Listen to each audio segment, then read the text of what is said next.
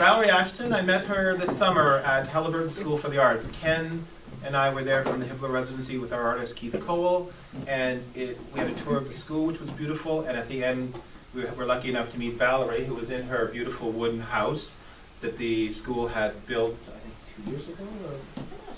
But it's a beautiful wooden space, and it was full of garbage.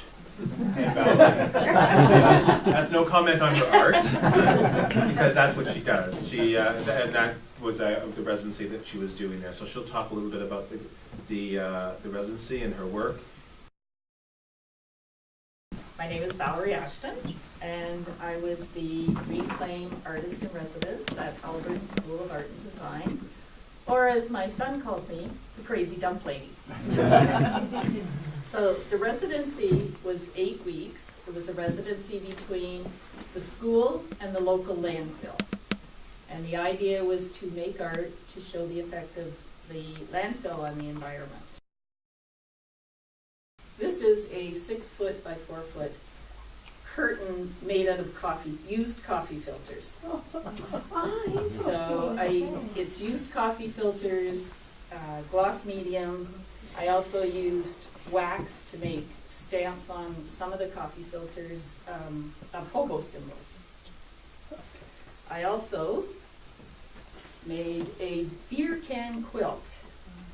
So this is the log cabin. My husband contributed the can. Got lots more of those. Oh, I still have it. This is the log cabin quilt pattern. And the log cabin quilt pattern represents the light side and the dark side of the home. In the center represents the hearth. In this case, the center is missing. I also did a beer cap wall hanging. So this one's about 4 feet by 3 feet. It's not finished. I was fortunate enough that I met a woman at the school who mailed me a banker's box full of beer caps when she saw what I was doing. So I still have that, so I'm still working on it. While I was in SPA, I also started working on what I call my rolled landscapes. So I take paper, a rolling pin, my acrylic paint, and roll on different surfaces. So I'll roll on the ground, I'll roll on a piece of wood. In this case, what look like houses are actually lace that my grandmother had crocheted that I had for a long time didn't know what to do and ended up rolling on top of it. Sometimes, and often actually, for some reason I get tree images that come out. I'm not putting tree images under the paper, this is just something that shows up when I do these. So when I did my proposal for the residency, the only thing I knew for sure I was going to do was my rolled landscapes.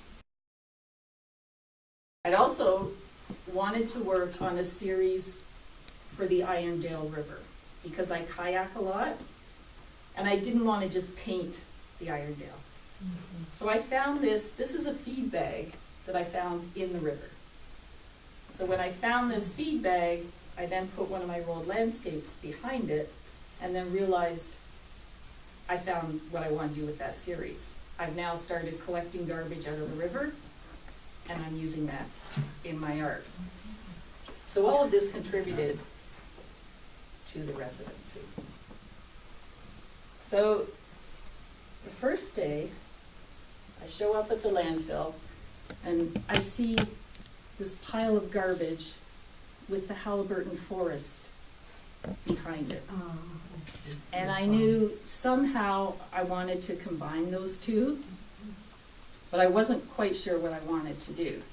As part of my proposal, I said I wanted to ask people to give me stuff before they threw it into the landfill. It didn't quite work because people couldn't understand that I wanted garbage, they would say, there's a pile of metal over in the recycling bin. Well, I didn't want that. Or there's wood. I didn't want that. I wanted garbage. And it was hard for them to understand. One woman gave me a couple of cupboard doors that she was going to throw in the landfill. And then one man I was talking to there said, I wish you could do something with the plastic bottles that people are throwing into the landfill instead of into recycling. So I started collecting plastic bottles. By the end of my residency, I'd collected 300 plastic bottles. And those were only the ones I could reach. There were a lot that I just couldn't get to. So I decided I was going to take the plastic bottles and make a tree. I had all these wonderful ideas of how it was going to work. Glue the plastic bottles together. Turns out plastic bottles don't glue easily. I thought I could melt them so they would stick together. Plastic bottles don't melt either. It finally turned out that clear silicone will stick them together. So I need a tree. Everything in the tree came from the landfill. So the wood that makes the armature, the cupboard door, the water bottles. There's a lot of little creatures in the tree. Scooby-Doo's on the top. The wire, the bird, everything came from the landfill.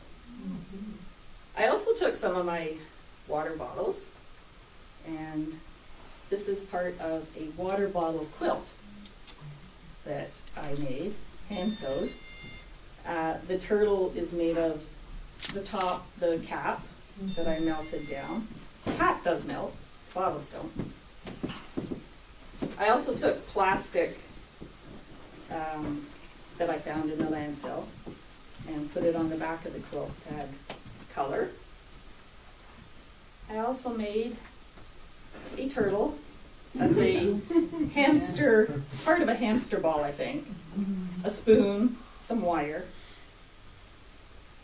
My little creature, that originally was going to be a beaver, but I never found his head. So he's another hamster ball, a spatula, and again, wire. I also made a lot of collages. I found a small photo album, and on each of the pages, there were no pictures in it, but it was a really nice photo album. I did little collages. This one, the trees are made out of, it's a filter from either a humidifier, dehumidifier, that kind of thing, with a magazine page and part of a road landscape that I did that didn't work. This one, the film strip was given to me before it went into the landfill. I found a game with play money, so I used those for the trees, and newspaper. Again, all from the landfill. None of this is coming from recycling. A picture from a book that I found. This is my interpretation of the landfill. I was given a bag of tissue paper, so I found a piece of wood at the landfill, started using the tissue paper, putting it on. It didn't work, rolled on it, started adding plastic, like pieces of plastic bag, colored pieces of plastic bag that I found in the landfill.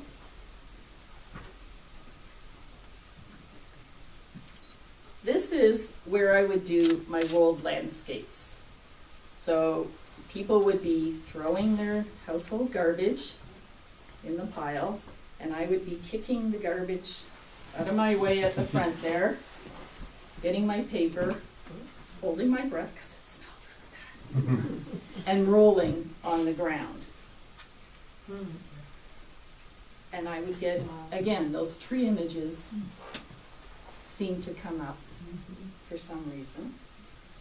This is using the PVC pipe that I found in the landfill, and it gives a landscape look. The small stool on this side was in the studio. It's ripped, it's broken. The two better ones are ones I found at the landfill.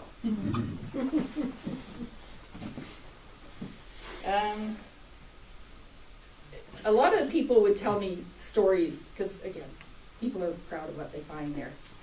One man said he found a small vase, took it home, put it in his garage window, and forgot about it. His wife saw it and said, you know, I could sell that on eBay. I could probably get $25 for it. She puts it on eBay. The final bid was $1,600 US. Another man said he's at the landfill. He was a regular. I would see him all the time. And he said one day he finds a new flat screen TV. So of course he takes it, puts it in his car, and thinks, I wonder if the remote's there. So he goes back looking for the remote, and he realizes there's a bunch of men's stuff here. All the guys' clothes, all his personal. He had really upset his partner.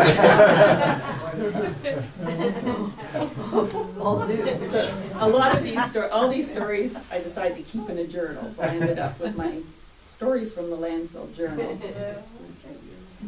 And I looked forward to going to the landfill. There were interesting people. I had a few interesting experiences. One day, they have it separated so that there's the household garbage, there's also construction. And I was at the back of the construction pile, and I'm just kind of looking at the stuff, waiting, trying to see what's there. And I heard a noise behind me. So I turn around, and there's a bear. And luckily, I scared him as much as he scared me, and he took off that way, and I took off that way. How you scared? Pardon? How you scared? Bears don't really like people. He just kind of looked at me. I figured because I went home and told all my family about running the bear. I figured he went home and told his family about running into the human. Another time, again, I tended to hang around at the construction stuff just because it didn't smell quite as bad as the other one. I was kind of climbing on some of the stuff, trying to get something, when all of a sudden, from under my feet, I hear, "We should get back to work." I jumped, realized I'd stepped on a kid's toy. So I tried to find it. I couldn't find it. And later it talked to me again. But I figured, if the garbage is telling me I need to get back to work, I'm really slacking off. And when I titled this proposal, Giving Garbage a Voice, I didn't think it actually had one. But it's not just things you can use. There was also, obviously, the waste from our society. Styrofoam. Lots of styrofoam. There was tons of plastic bags, plastic lawn chairs, DVD covers, water bottles. It's just, there's a lot of waste. I don't know what the solution is. Some things obviously can be reused, some things cannot. Actually, it was interesting on the way up here yesterday, we were listening to the radio, and Kathleen Wynne had just said that there was over 1 billion water bottles that are not recycled. Like, that's a lot of water bottles. And they're now thinking of doing a program where, kind of like beer bottles, where you take it back and you get a refund. Possibly one solution. I'm not sure what it is. Stop using it, stop buying. That's my solution, except then I can't do yours. Anyways, that's it.